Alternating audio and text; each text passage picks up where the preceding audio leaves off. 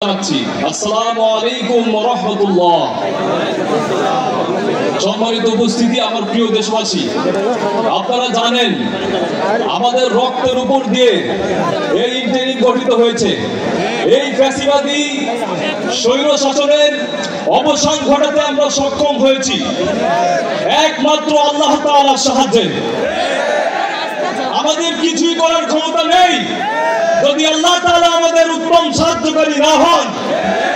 ওয়াকাফা বিল্লাহি ওয়ালিয়াহু ওয়াকাফা বিল্লাহি নাসীরা। Allah is enough as an ally. Allah is enough as a helper. আল্লাহ যথেষ্ট আমাদের জন্য সাহায্যকারী হিসেবে, আল্লাহ যথেষ্ট আমাদের জন্য অভিভাবক হিসেবে। মহান আল্লাহ রাব্বুল ইজ্জত আমাদের সাহায্যকারী হয়েছিলেন, মহান আল্লাহ রাব্বুল ইজ্জত আমাদের অভিভাবক হয়েছিলেন। তাই এই 24 গণ অভ্যুত্থান আমরা সফল করতে সফল হয়েছি। আমাদের কোনো ক্ষমতা নেই আল্লাহর ক্ষমতা ছাড়া। সম্মানিত উপস্থিতি, আপনারা জানেন আমি ভয়ের সাথে হৃদয় ভরা দুঃখ নিয়ে স্মরণ করছি এই 19 জুলাইকে, যেদিন ইন্টারনেট শাটডাউন করে দেওয়া হয়েছিল বাংলাদেশের প্রতিটা জায়গায়, গণহত্যা চালানো হয়েছিল প্রতিটি জায়গায়, বলা হয়েছিল ইন্টারনেট এমনি বন্ধ হয়ে গিয়েছে। আমি আরো স্মরণ করছি সেই ফ্যাসিবাদীদের যারা স্বৈরাচারী খুনি হাসিনার সাথে বৈঠক করেছিল। আজকে তারা শিল্পপতি ছিল, বাংলাদেশের সবচেয়ে ক্ষমতাধর ব্যক্তিবর্গ, এবং শেখ হাসিনাকে তারা শক্তি দুকিয়েছিল এবং বলেছিল এই আন্দোলনকে দমাতে আমরা আপনার পক্ষে আছি। কিন্তু আল্লাহর ইচ্ছায় তারা সফলতা অর্জন করেনি, কারণ জালিমরা কখনো সফল হয় না। আপনারা জানেন আমার পাবলিক ইউনিভার্সিটির ভাইদের যখন দমন পীড়নের পরে তাদের আওয়াজকে দমিয়ে ফেলা হয়েছিল, এই প্রাইভেটের শিক্ষার্থীরা বুকের পাতা রক্ত দিয়ে এই আন্দোলনকে সক্রিয় করেছিল। এই কওমির ভাইরা আন্দোলনকে সক্রিয় করেছিল 18 জুলাই থেকে। বাংলাদেশের প্রতিটা শ্রেণী পেশার মানুষ এই আন্দোলনকে সক্রিয় করেছিল 18 জুলাই থেকে। আমাদের পক্ষে কিছুই সম্ভব না আল্লাহ যদি না চান।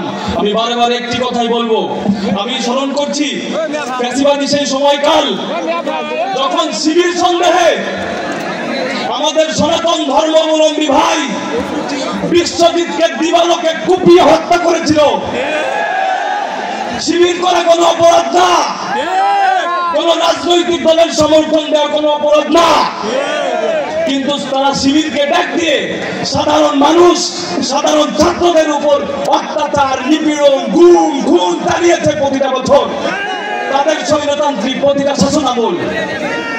আপনারা জানেন তারা যে নির্বাচন করেছে গত 3 টার্মে, বাংলাদেশের মানুষের নির্বাচনের ভোটের অধিকার তারা দিতে পারেনি। জামাত ইসলামের আজকের এই 7 দফা যে প্রপোর্শনাল রিপ্রেজেন্টেশন বা পিয়ার পদ্ধতির প্রস্তাব এসেছে, সেটা সকল বাংলাদেশের মানুষের ভোটাধিকার এবং ক্ষমতায় যাওয়ার সুস্থ প্রক্রিয়ার একটি পরিচায়ক। আমি আমার বক্তব্য বেশি দীর্ঘায়িত করব না, এটুকুই বলবো আজকের এই ঐতিহাসিক সমাবেশ যদিও আয়োজক বাংলাদেশ জামাত ইসলামী, কিন্তু এই আয়োজন এই আজকের সমাবেশ পুরো বাংলাদেশের।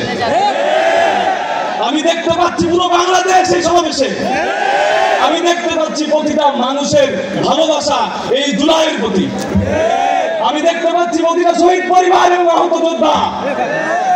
আর এই 7 দফার সফলতা কামনা করি এবং আল্লাহ তাআলা আমাদের এই জুলাই সনদ এবং ঘোষণাপত্র বাস্তবায়ন করার তৌফিক দান করুন। খুনিদের বিচার বাংলার মাটিতে নিশ্চিত করার তৌফিক দান করুন।